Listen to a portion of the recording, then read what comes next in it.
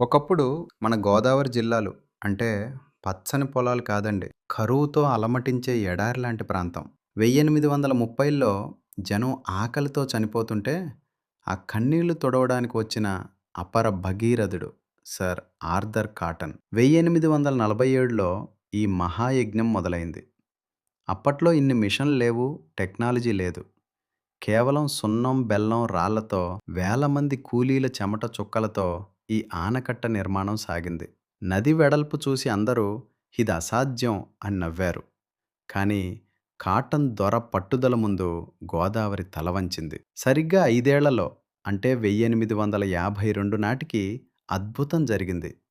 ఆనకట్ట పూర్తయి కాలువల ద్వారా నీరు పొలాల్లోకి వెళ్తుంటే రైతుల కళ్ళల్లో వచ్చిన ఆనందం కోటి వెలుగుల దీపావళి.